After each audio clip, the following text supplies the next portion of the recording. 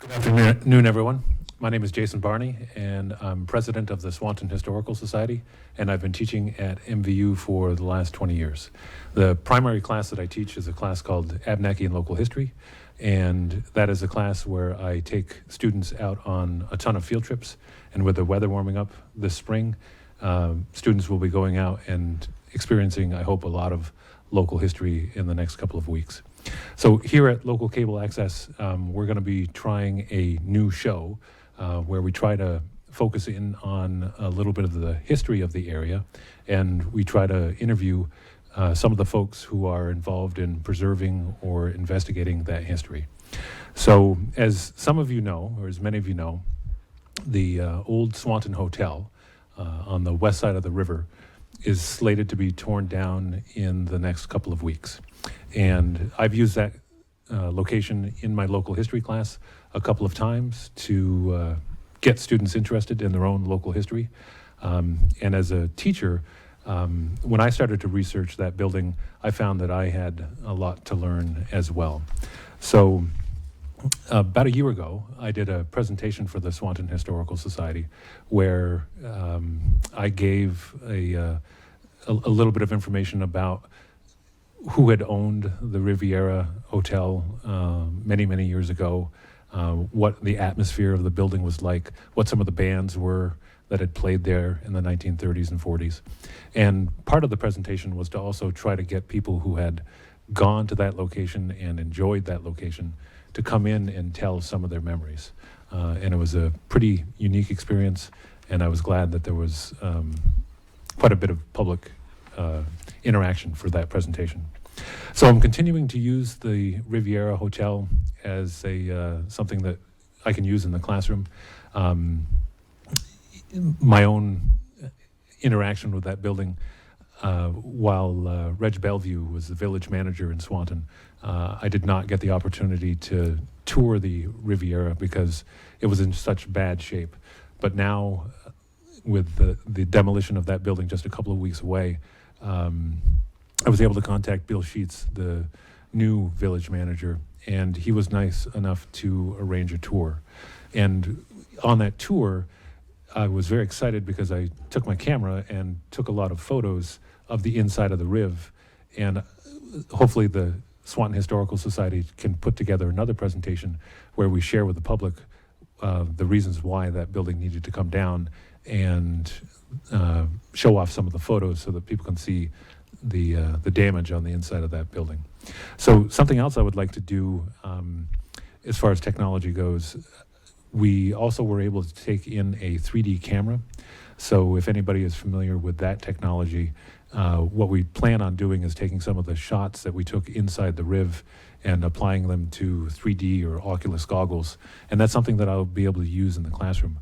There will be future students whose older brothers and sisters will remember the Riv, but the Riv won't be there anymore. But with some of that 3D footage, those students will have the opportunity to kind of mentally go in the Riv and take a look at what it looked like. So one of the questions that I have my students answer during the course of a class or during the course of a semester is, how do we preserve history? And how do we research, or what do we research? And I am lucky enough today to have one of my shining students, Mason Landry, who has taken on the Riviera as a little bit of a research project. And he is in my Abenaki and Local History class. And I thought it would be nice for you to take a look at what we do in Abenaki and Local. And I'd like you to see one of the individuals who's helping to preserve and explore our hometown history. So, Mason, you want to tell us a little bit about yourself? Well, I want to just say, first of all, it's really nice to be here with you today and to be doing this. And, well, I grew up in Swanton all my life, and for a large part of it, I never really acknowledged the history. It was more just where I lived and, you know.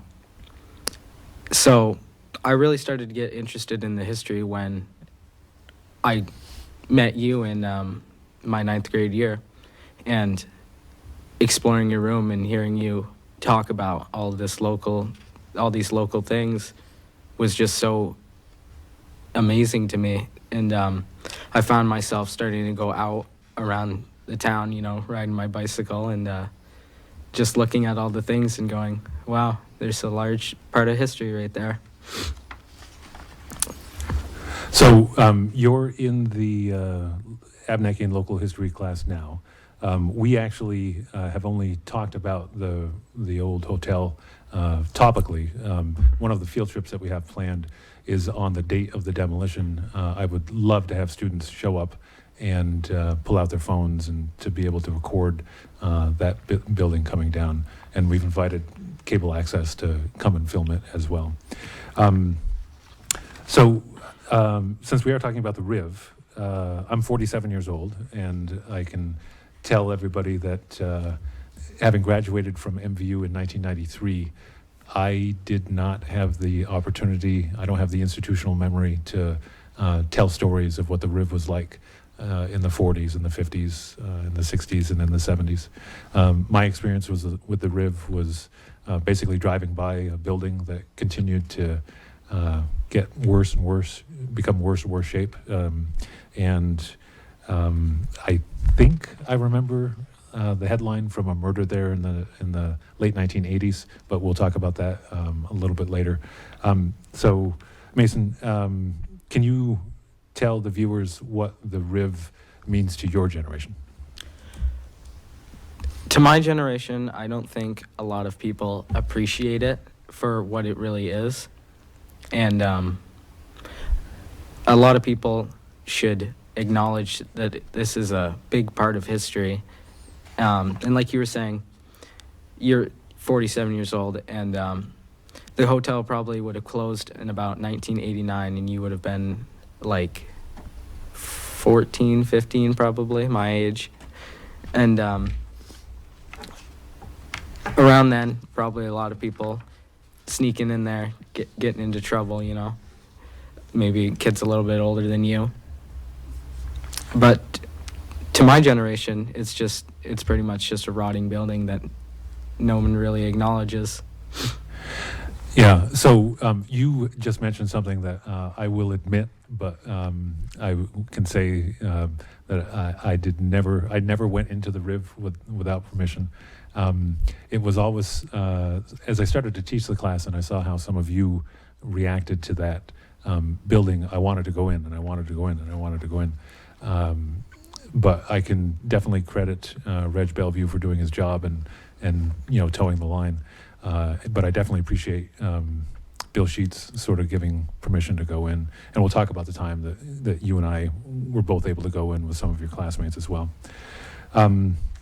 So can you tell us how you first became interested in the hotel? I know I gave a presentation on it, but were you even interested in the hotel before that? And then once you went to that presentation, what did you see? What did you think of the building? Well, before your presentation, I had barely even noticed it driving by and things like that. But after your presentation, just to see that the building had dated back all the way to the late 1870s, and early 1900s, and how interesting it was, I just found myself getting more and more compelled to research it more and learn more about it. Yeah, and I'm kind of the same way. So with Mason being in my classroom and many of my students, I will often tell my students when I'm about to enter nerd mode with a topic, and I definitely entered nerd mode with the Riviera Hotel. So there are several different images that the Swanton Historical Society has of the old hotel. We do not have as many as we would like. And that's something that hopefully the public can help us out with too. If there's anybody out there who has any old photos of the Riv, if there's anybody who had a wedding reception or an anniversary party there in the 1960s or 1970s, the Swanton Historical Society would love copies of some of those, just so that we could show the public what the building meant as it started to age more and more. And that was something that I covered and tried to emphasize with my presentation as well. So What can you tell us? I know your area of research is varied. You cover, the recent history of the hotel and when there were a couple of different legal incidents in the hotel. Can you tell us anything about the very, very early history? Well, as far as I could track with my research, it was built in the early 1850s by William W. Keyes, and he operated it for about 5 years and then sold it to another individual. And then he had bought it back. I couldn't figure out why. He had bought it back and operated it probably for another 7 or 8 years, and then ended up selling it to a Mr. Gibbs. And that early history is just so interesting because we don't know a lot about it. It's a mystery kind of, because newspapers only go back as far as you write them, So when you go into nerd mode, you're on newspapers.com quite a bit. Yes, I am. Yeah. So, and that was something that I was able to discover too. I'm lucky enough to be a published author, and when I was writing my second book, The Hidden History of Lake Champlain, one of the things I wanted to do was a chapter on the Civil War in the area. And what I researched when I was able to get into newspapers.com and some of the older documents was that the soldiers from Berkshire and Bakersfield and Highgate, Franklin, they actually got on the trains and they were mustered into service in Highgate, in the park at Highgate Falls. And then after the individual companies and the individual regiments showed up, the soldiers were brought over to Swanton, and before they left Swanton, there were 2 locations. One was the old West Side Inn, and then the other one was the Riviera Hotel. And that's where those soldiers, some of them passed their physicals, some of them completed their paperwork to make sure that that they were basically ready to go for the military. So after the Civil War, what information do you have for us in that time period where the railroads have been established and there are multiple owners of the hotel? What did your research on newspapers.com show you? My research showed me a lot about the different, like you said, the different individuals who own the hotel. It showed me that some of them had been arrested for selling alcohol and getting into other less than legal opportunities. So if I can interrupt you. So that's the sort of thing that we would talk about in class. So a current event in class is the current end of prohibition on marijuana. And, for years we taught U.S. history with the prohibition term being used for alcohol. And your research kind of highlights our state's relationship with the prohibition that existed on alcohol. So there were owners of the Riviera who were punished or exposed for selling alcohol illegally? Yeah, quite a few actually. For example, I believe, I'm blanking on his name, but he owned the American House when that building was the American House, and he was arrested for selling alcohol to a minor, I believe, and I think it was like a $2,000 fine. So you just mentioned that the Riv or the Riverview or the Riviera Hotel, that it had a couple of names based on previous owners in the past. What were some of those other names? So you mentioned the W.W. Keyes Hotel early on, but after that, what was it? From what I found, it was the W.W. Keyes Hotel, and then it was transferred to the Barney House, which is your namesake, Well, not the house itself, but your family owned it, as far as I could tell. It's also known as the Adams House. Later on, in the early 1900s, as well as the American House in the late 1890s. It was also known as the Riviere Hotel, like you had just mentioned. And then finally the Riviere, or the Riv as most people call it. Okay. So during this time period, before we get to the stuff in the 1900s, during this time period, there was a certain type of economy that existed in Vermont. The railroads are up here. Steamships are coming up Lake Champlain and bringing people from Connecticut and Rhode Island and New York City. Can you explain what else was happening in Swanton? Were there any other hotels in Swanton? Was the Riv a unique place, or what else was in Swanton? Along with the Riv, there was a few other hotels that I could find.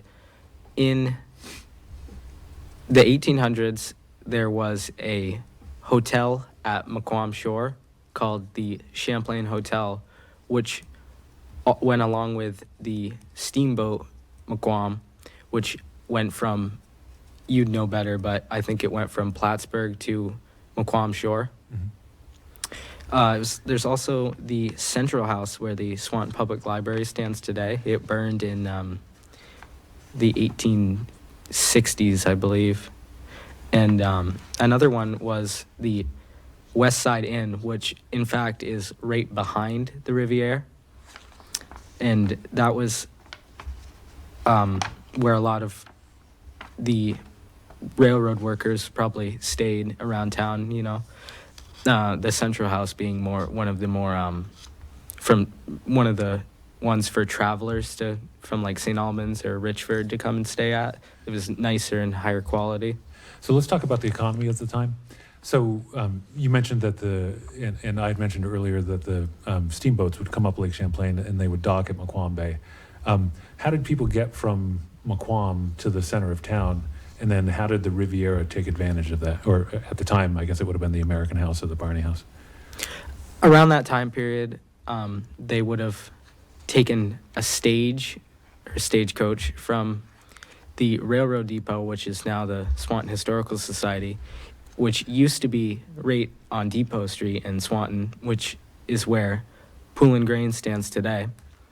They would have gotten off the train there and taken a stagecoach to the center of town, and the Riv took advantage of this by offering a free service in the newspaper to basically chauffeur those who needed somewhere to stay from the railroad depot to the hotel in the winter, or the rain, or something like that. And do we know much about the train that would have run from Maquam to that center part of the western area of town? That's something you talk about in class, I've noticed, is that there used to be a railroad going from the railroad depot towards Maquam Shore, and it's not there anymore, obviously.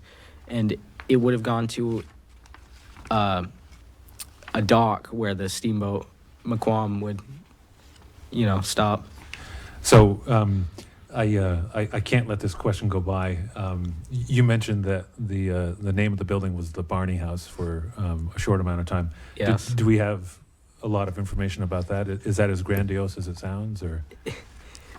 It's pretty interesting, though it was only owned for a few years by the Barneys. They owned it in what I could determine a respectful manner. It was a quite important establishment, and your ancestor, Rufus Lester Barney, was the one who owned it for a few years. Okay. So then we get to the turn of the century. We go from the late 1800s to 1900. And what was the building called then? In that period, it would have been known as the American House. And in that period, it was a big place, It's where all of the, like I said before, the railroad workers would stay. And I'm sure people who worked at the marble mill on the, more eastern side of the river. One of the things that I use in the classroom to try to attract the students to the story of the history of the Riv, and with no disrespect to a family who was impacted by that murder in 1987, that's the sort of act that is out of the norm, that when you put with an old building, that's the sort of story that students latch onto, or at least that's my impression of what you guys latch onto today when you were in my class. So it was actually something that I had found, and then because I am doing so much and I'm in nerd mode so often, I had actually lost this research. Can you tell us about the murder that you discovered happened at the Riv, not in 1987, but the one that happened 10 decades ago, or longer? Yeah, almost 20 or 30 or so years before that 87 murder, which, my math is pretty wrong there. There was a murder which I deem as self-defense. It was legally determined a murder, but it in the newspaper, and This is the 1897 murder? no, this is the 1899 murder. Okay. Yeah.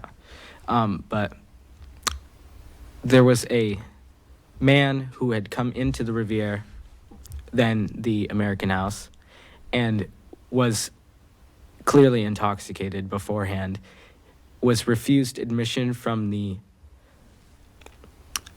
Bullard's Hall, which was the old theater in Swanton, also known as the Champlain Movie Theater. He was refused admission there, probably because he was intoxicated there as well. He had come to the Riv at around between 10 and 10:30 to find himself some more alcohol, which he failed at because then the hotel had not served alcohol since September 1st, and at the time of the murder, it was about October 20th, 1899. So he comes in the hotel, then at that point owned by Albert Sells, and demands alcohol. Mr. Sells is asleep. And the guy who was murdered, what was his name again? His name was Frank Garland. Okay. So Mr. Garland enters the hotel. The owner is unaware of the things that are happening at this time. He's downstairs in the parlor sleeping. And so Mr. Garland is upstairs. From what I could tell in the newspaper, it's pretty hard to understand, but has a man pinned to the floor on a chair that he is sitting on. And so... Now, if I can interrupt you right there. So as you're doing this research, because I want the public to know how much time goes into this research, did you find all of this in one newspaper story, or were you on newspapers.com looking for different issues for a little while? This murder was documented over 3 weeks, as I could see. It spanned from probably about the day he was murdered, October 20th, to about late November, probably. And so... So Garland's holding somebody...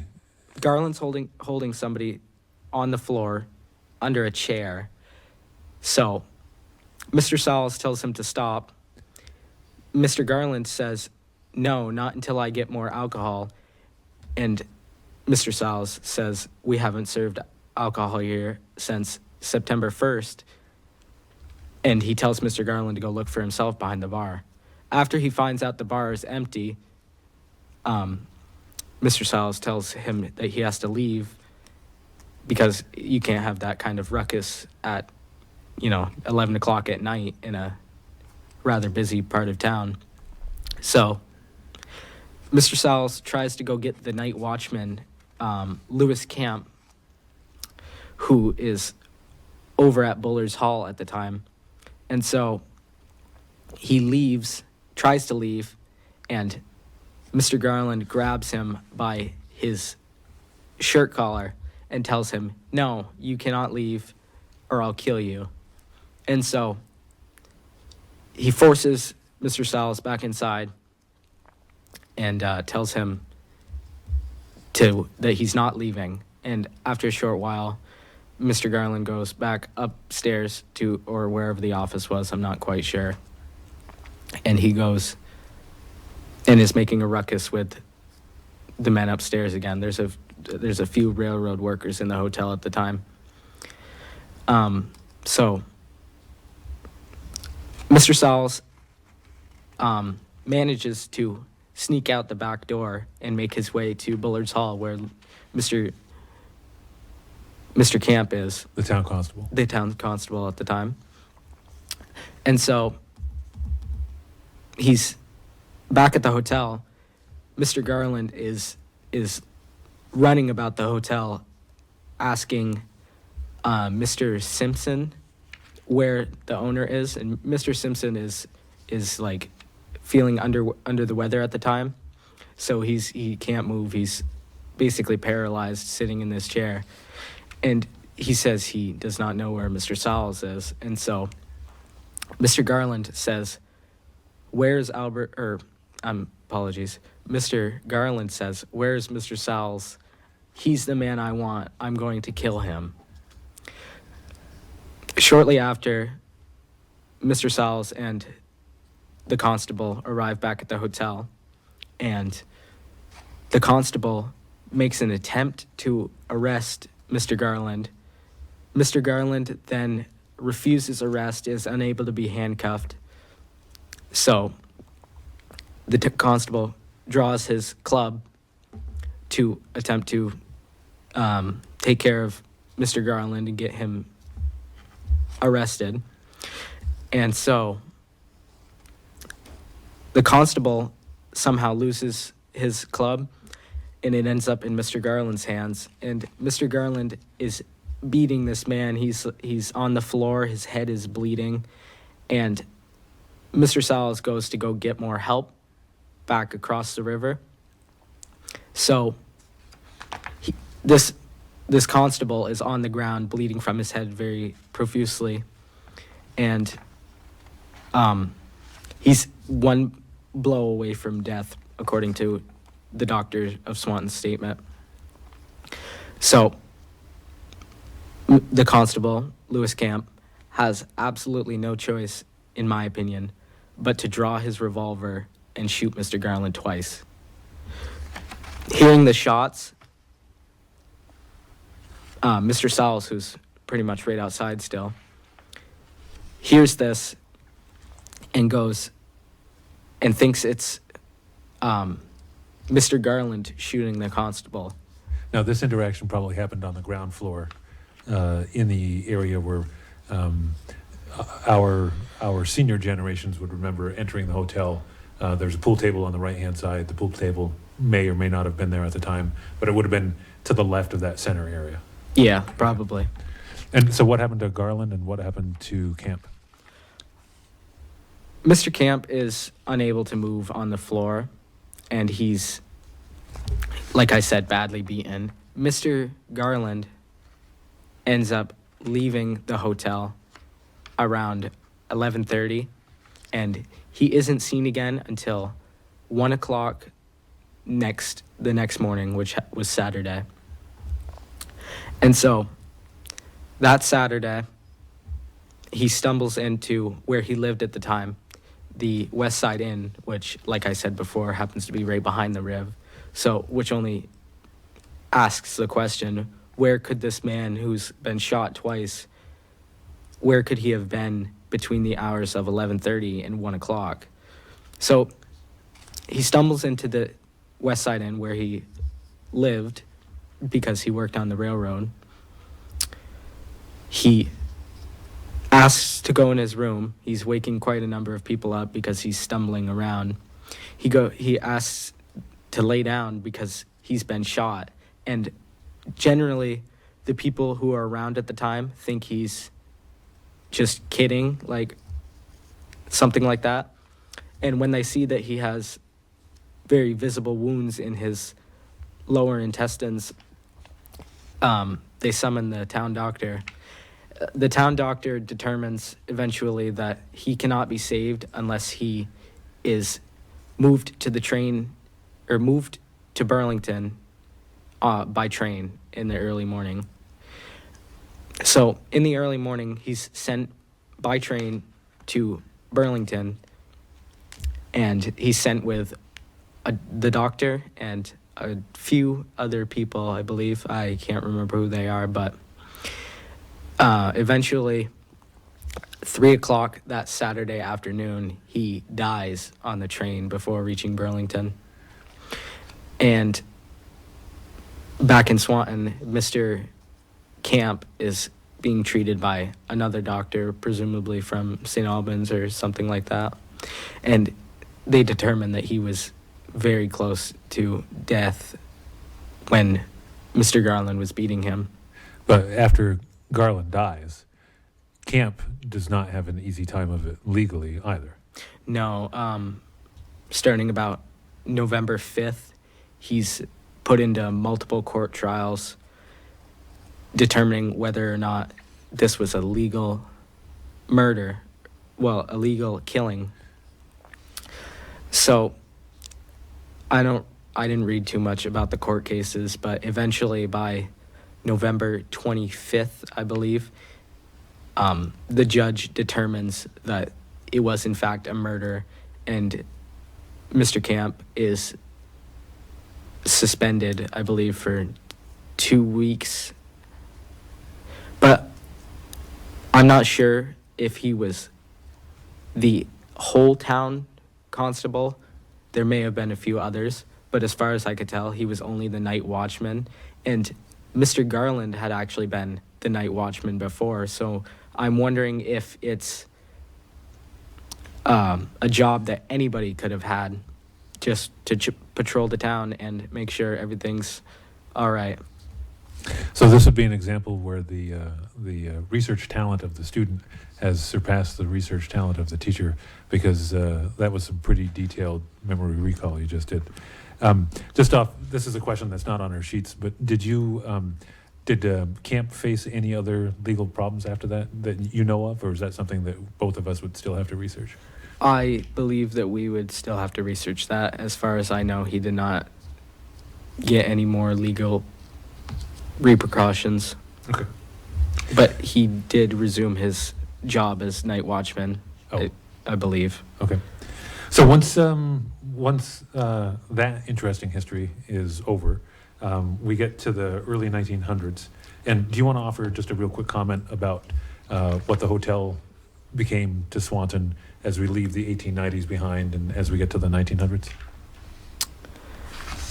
As we leave the 1890s, the hotel becomes quite prosperous, and I believe it was remodeled several times during the early 1910s and 1920s.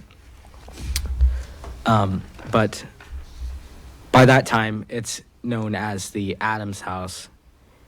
And the Adams House, as far as I could tell, had about 25 sleeping rooms in it, which was quite large. And I'm not quite sure at this point if the building had the third story or not. It may have just been the first, second, and that attic level. So that's something else that it's a level of research that I want to inform the viewers about. So we all drive by that historic building in Swanton. We're about to lose it. But something that I think Mason has been very successful at doing, and something that I have tried to do, and something we try to get all of my students to do, is to think about the historical purposes of that building. And I had spent a lot of time on newspapers.com, and that level of research that you just uncovered, that at one point in time in the early 1900s, there were 25 accommodations, 25 separate rooms where people could have stayed. So further research might tell us if those were rooms that the railroad used. Further research might tell us if those were rooms that patrons used. But as people take a look at the photos that the Historical Society has, or they take a look at the photos that are scrolling up during this presentation, just imagine there being 25 accommodations in that one hotel. That's pretty impressive. Mm-hmm. It definitely is. So as we fast forward a little bit, we'll skip the Prohibition time period. This was an area of research that I definitely went into, I had quite a bit of fun with.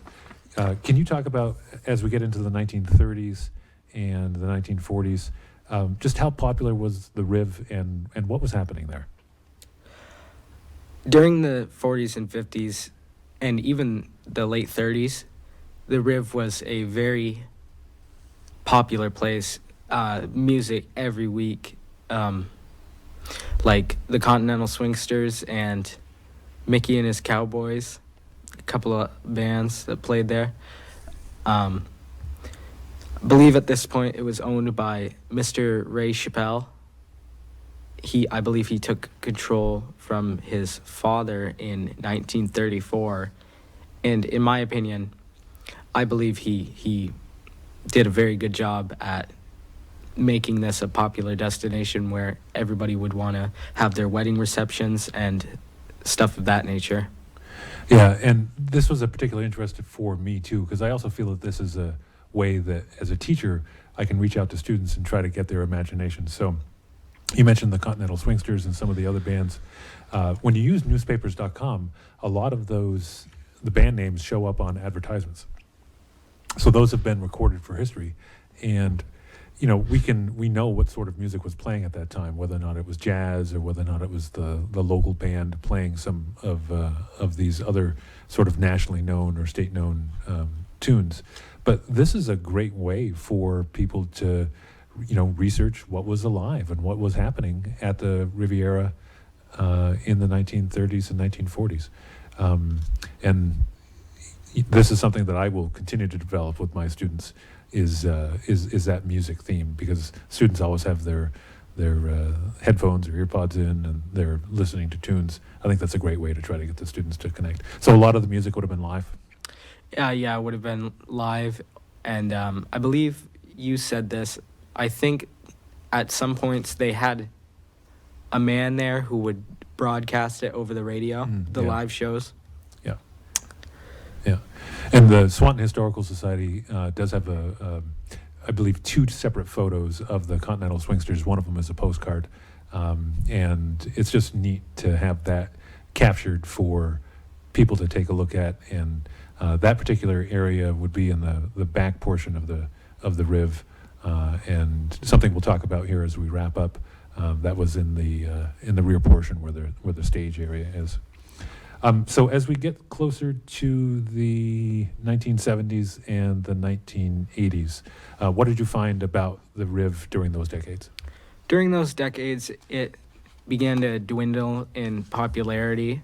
I think after the Chappelles sold the property, that it was way less popular. I don't know what influence they had on the building, but in the 1970s and the 1980s, the newspaper articles start to become smaller and pushed into corners about it, such as in the 1950s, it was sold again to a man named Lou, I believe. I cannot pronounce his last name, but this is a very small article on the selling of the Riv, whereas in the past, when Mr. Keyes sold it, it would have been a quite large thing in the newspaper. And let's not forget that the economy is changing at the time too. So the hotel down at McQuam was out of business. Yeah. The hotel in the center of town was out of business. Marble Mill had changed. By the time you get into the 1970s, Swanton has lost its newspaper. We used to have the Swanton Courier, and that's gone out of business. So the Riv is hanging on at that point in time, but it's in worse shape than it had been. Yeah. At that point, it probably would have been just a bar and for people to go hang out and shoot pool, and just it wasn't there was from what I could tell, there's no more live music playing at these times. And I don't know if that's just because the hotel got less popular, or if they just weren't hiring bands to come play anymore. So, for a building to be, for an establishment to be in part of the economy for that long, that's an old structure. Do you have any information on when the building was ever damaged by fire? I don't know exactly when, but at some point the building was damaged by fire, and this was evident when we went inside and we were on the 4th floor, that the whole roof was charred and burnt, and they had just thrown a sheet metal roof over all of this burnt structure. And I can't remember how it started, this fire, but when we were in there, it was pretty bad. Like, there was a lot of The boards almost looked kind of charcoal and crispy up at the top of the yeah. And what I had noticed when we were inside is we were in there with a Mr. What is his name? Neil Spear and Bill Sheets. Yes, Mr. Spear, I believe, was telling us that there was a hole cut in the ceiling in the sheet metal, or before the sheet metal, so all the smoke could get out. That's how bad it was. And the presentation I went to, I believe I sat next to a man who said he had fought the fire and was part of the fire department, and he had remembered leaning out a 3rd-story window to assess the damage. I believe you know what I'm talking about. Yeah. So, which brings us up to the present, and what's going to happen with the Riviera in the next couple of weeks. So, on April 17th, the Village of Swanton is basically contracted to bring that building down, and Swanton will be losing quite a bit of history when that building comes down. A piece of research which Mason was very successful in doing was, if people do go to Google Maps and you want to take a look at the roadside view of River Street, Google's images from like 2008, 2012, and I think there was one in there from the 2010s. Those are still there, and you can take a look at what has happened to that old hotel over the last decade or two. So I want to finish up by talking about a recent visit. You already started to talk about it a little bit. So Bill Sheets was nice enough to allow me to go into the Riv twice at the very end, and it meant a lot from the preservation side of things.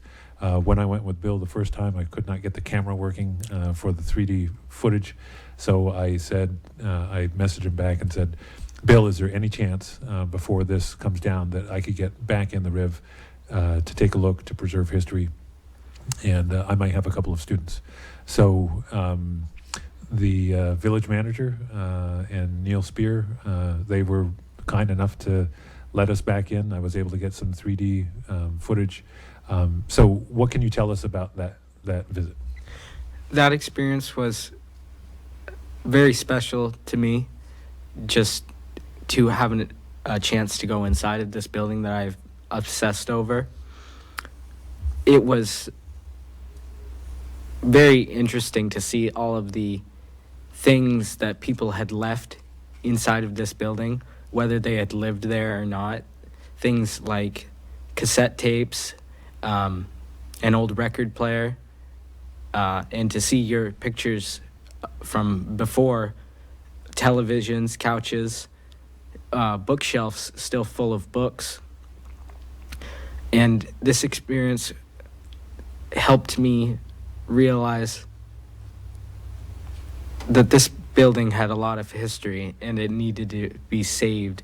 So while we were inside, I tried to save as many interesting documents and little trinkets as I could, but I couldn't take everything, which was disappointing to me. And I think you took a photo too when you were with Bill Sheets the first time. Yeah. So we can tell the public that if Swanton Village seemed a little possessive, if people did try to stop by the Riv and there were boards on the back doors, It's because while we were able to enjoy going in there with Bill, I don't think it's very safe, or I don't think it was very safe for the average person to go in. And we went in a supervised situation. Yeah. As you take a look at some of the photos that are scrolling by, there is a large hole in front of the old bar area. The front area where people come in through the double French doors, the flooring had rotted quite a bit, and I didn't even step in that location. But I do have to say, and I do want to thank the village of Swanton and Neil and Bill for the opportunity to go in. It was pretty magical to go in and take a look at what that history was. One of the best places that I loved being when we went in was behind the bar, because you just know that whether or not it was before the Prohibition time period or in the 1930s, 1940s, recent history, that was a place that was social, and that was a place where people, they could have partied, but that was a place that they went and they enjoyed themselves having a drink after work. We also got the opportunity to go up into the middle floor. Sorry, go ahead. Yeah, I just want to interrupt real quick and say that while we were inside, Mr. Sheets did limit us to where we could go and where we could not go, because if people have drove by, they noticed that big piece of curved plywood is over where a massive window used to be, and so there's no real structural support there. That whole front of the building is falling in on itself, and I believe one of the rooms that I went in on the second floor, the corner was falling in. And I wanted to add something about that bar. The bar, I had found it's in one of the newspapers. I can't remember which one, but I found out who it was made by, and I believe that bar, the exact bar that is sitting in that building right now, was built in the early 1920s. Great piece of research. Yeah. So we were able to go up on the second floor and the third floor, and then the floor very close, the upper floor. And my reaction, one of my memories would be that the ground floor is actually the floor that's probably in the worst shape. Yeah, I definitely agree with you there. The second floor and the floors above that, it just seemed a little bit more solid. So as we finish up, as we wrap up, is there anything else that you would like to mention about your trip to the Riv, or anything about your research that is worth emphasizing with the public?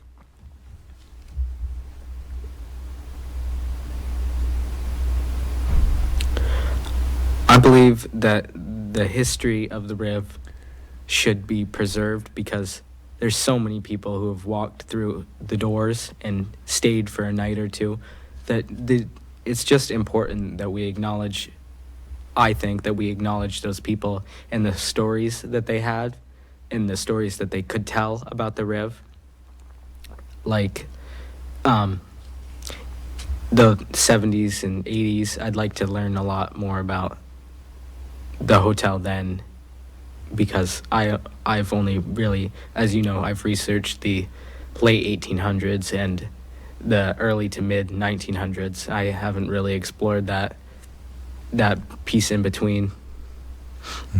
And I'll wrap up by saying that it was just a great experience to go in and see that level of history. It was. And I think as a classroom teacher, I hope I can be respectful of older generations and give the Riviera Hotel credit based on the memories that they share and the memories that they have. So, Mason, I want to thank you very much for being my first guest. Thank you. You're doing a good job, and I'm proud of you. Thank you. So that's it for our first episode. The Riviera is slated to come down on April 17th in the morning.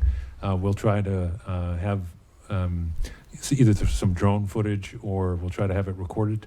The Abenaki and Local Histories class and my work at MVU and my work as a historian, we're always looking to try to preserve history, to talk about history as much as possible. So we'll see about further episodes, and we'll see about focusing in on some of your local historical societies. So thank you for your attention, and thank you for watching Hometown History.